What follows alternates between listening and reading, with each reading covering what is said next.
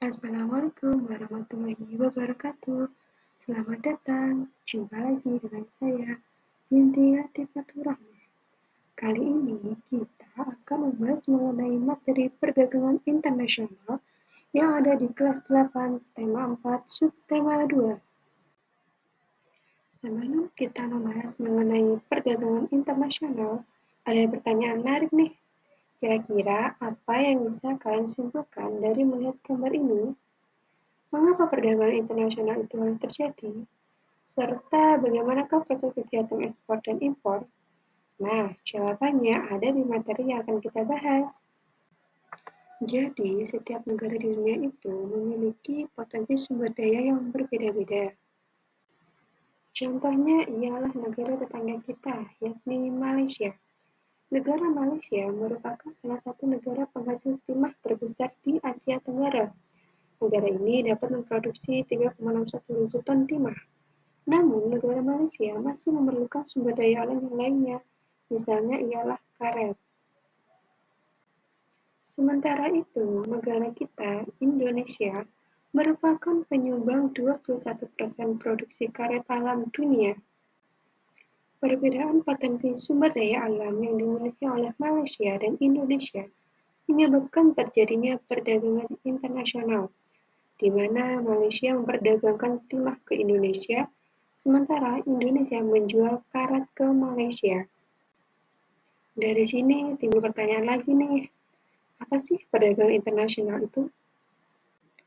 Jadi, perdagangan internasional merupakan aktivitas perdagangan yang dilakukan oleh masyarakat suatu negara dengan negara lainnya atas dasar kesepakatan bersama dengan tujuan mendapatkan keuntungan ataupun laba. Adanya perdagangan internasional akan menimbulkan kegiatan ekspor dan kegiatan impor.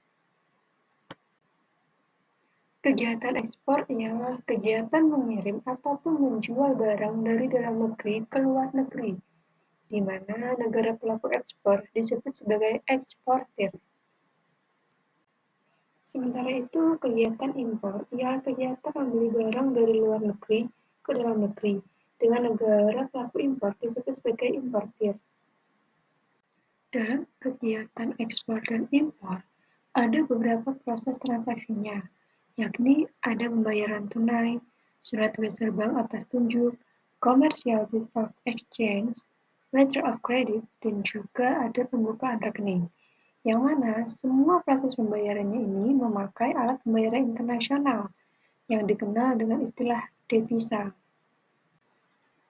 Kemudian, kira-kira faktor apa aja ya yang mendorong terjadinya perdagangan internasional itu?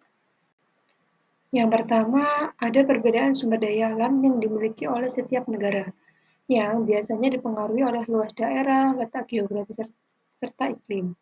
Kemudian, yang kedua, perbedaan tingkat kualitas sumber daya manusia.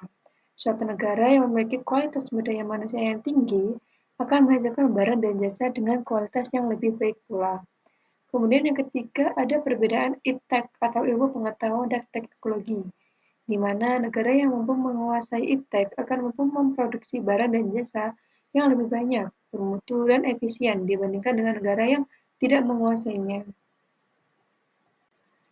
Selanjutnya, yang keempat, ada penghematan biaya produksi, di mana suatu negara lebih baik membeli dari negara lain karena untuk memproduksinya sendiri membutuhkan biaya produksi yang sangat tinggi. Misalnya ialah mobil ataupun handphone. Kemudian kelima, ada perbedaan budaya suatu bangsa, di mana hal ini sangat mempengaruhi barang yang dihasilkan. Contohnya ialah seni batik Indonesia yang menjadi daya tarik tersendiri bagi negara lain untuk membeli barang tersebut.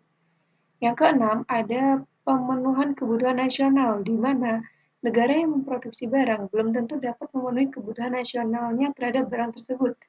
Misalnya ialah Indonesia yang menjadi penghasil beras, namun jumlah yang dihasilkan tidak mampu mencukupi kebutuhan masyarakatnya, sehingga Indonesia mengimpor beras dari Thailand. Kemudian yang terakhir ialah adanya faktor-faktor lain, seperti perbedaan harga barang, upah tenaga kerja, biaya produksi, serta selera dari konsumennya.